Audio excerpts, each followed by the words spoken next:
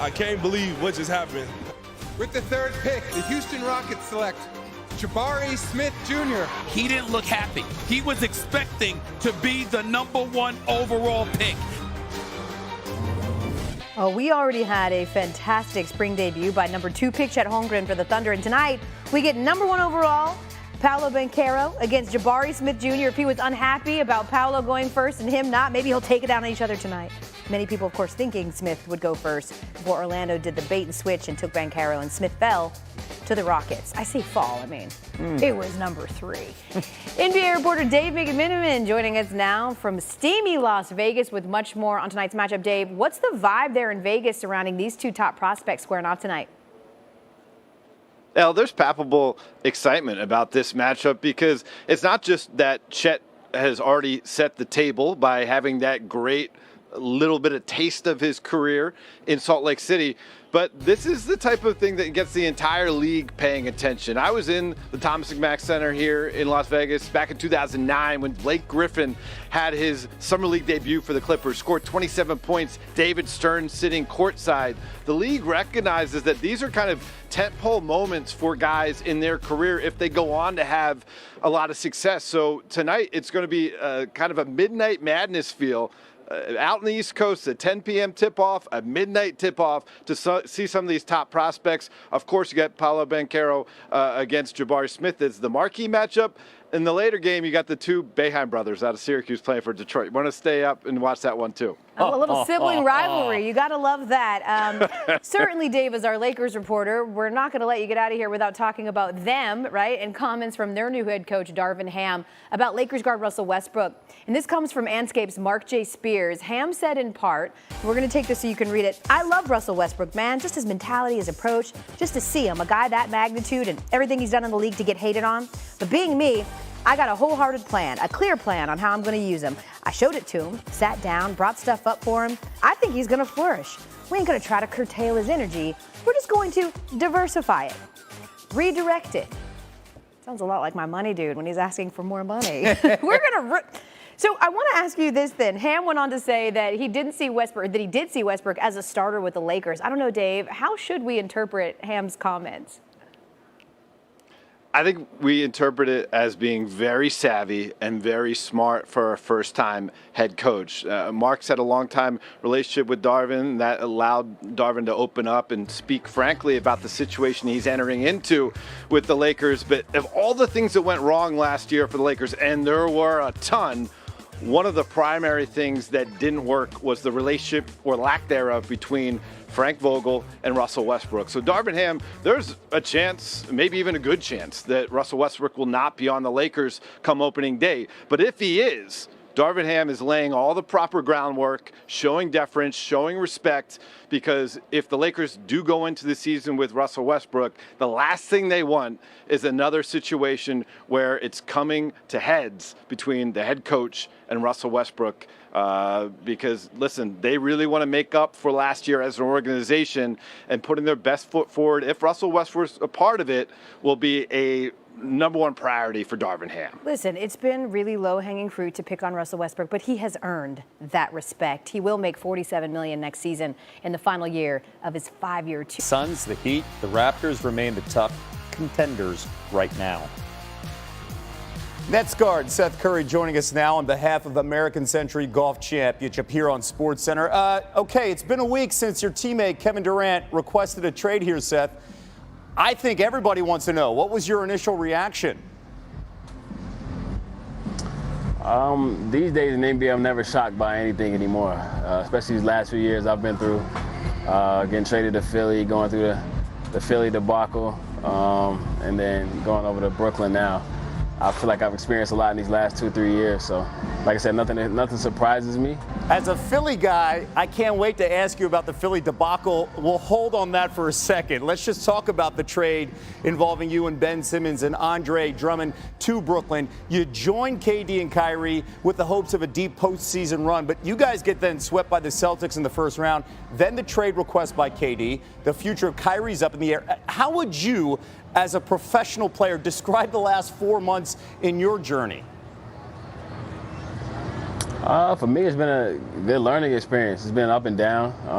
For me, I approach every day the same. I'm going in there, I'm gonna give you the best of what I got. I'm gonna compete. I'm gonna have fun while playing the game, and that's what I did in Philly and in Brooklyn. As a team in Brooklyn, we got a lot of talent. Obviously, we felt like we could have made a deep run in that playoffs last year. We ran into obviously what looks like now a great Celtics team. And we played them close every game. I mean, if we win that game one, who knows, that series could have been a little bit different. You, of course, played with Simmons in Philly last year. Different story this year. You described it as a Philly debacle. You saw the back injury, kept him sidelined with the Nets. What can you tell us about what Simmons went through this past season? I mean, he's been through a lot. I mean, physically, obviously, mentally. Honestly, we were on the same team for the past 2 years, but this year I wasn't really around him too much. He was trying to get healthy, do his own thing, and from what I've seen, what I've heard, he's working on his game. He's got his back healthy, so I mean, hopefully he can get on the court next year and get back to doing what he was doing early in his career. Okay, and the Philly experience, how would you describe the last year and a half, especially how close you guys were, the vibe that you had a couple seasons ago, that, of course, heartbreak in that Atlanta series, what you went through in the offseason, then all the rumors of the trade conversation surrounding Ben, and then the rift between him and Joel. How would you sum that up as a teammate that's in the locker room where you guys are stuck in the middle? I had a great experience in Philly, playing there for a year and a half like I did. Like I said, the NBA, nothing surprises me. And like I said, everything's been a learning experience these last 2 years. And for me, that's just part of being a professional. You got to go and do your job. Well, I can tell you the city of Philadelphia loved you and your performance, of course, in that year and a half with the Sixers. Speaking of loving a performance, your brother Steph won his 4th championship in 8 years, winning the Finals MVP for the first time. We saw the Curry family, that entire experience in Boston for Game 6. What did that honor mean to him, and what did it mean to the family winning that MVP Finals experience? It was great to see. Great to see, because obviously being so close to them and everybody on the team, like, I know the ups and downs that they had individually and as a team these past few years.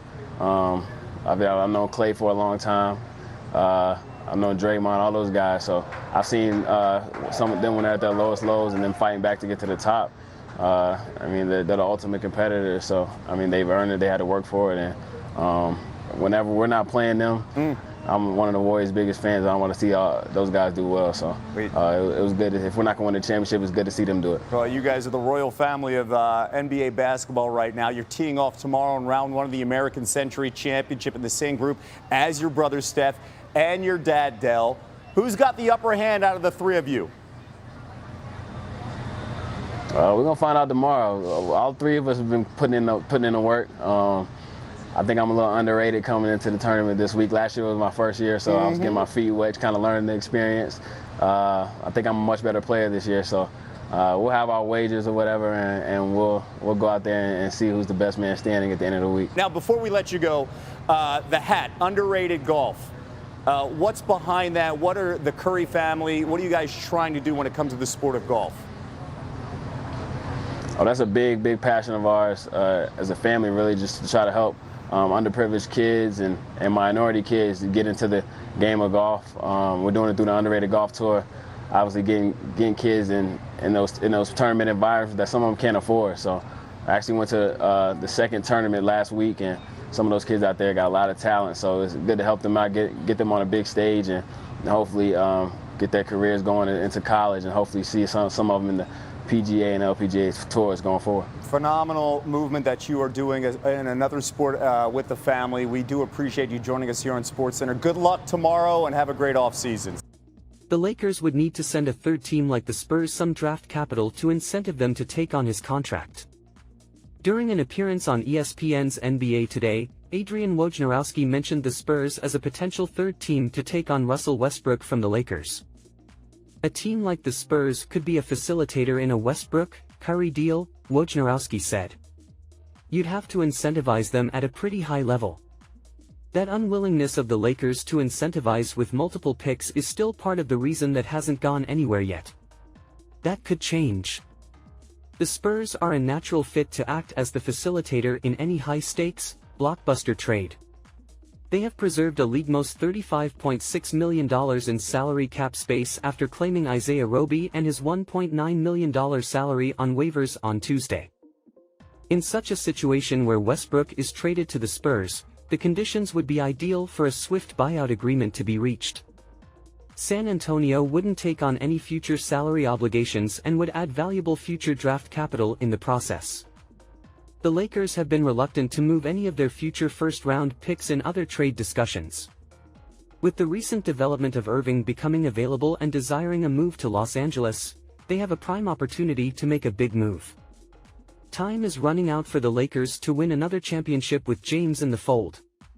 While there are a lot of factors that would need to go right, such as focus and health, a trio with James, Irving, and Anthony Davis would certainly be a compelling set of skill sets. Nothing came to fruition as his market was virtually non-existent. The only team that has shown any real interest in acquiring him is the Los Angeles Lakers.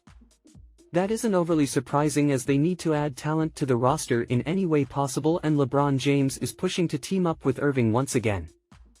However, a swap between the Los Angeles Lakers and Brooklyn Nets is a very difficult one to navigate. If Los Angeles wants to acquire Irving, the deal almost certainly has to include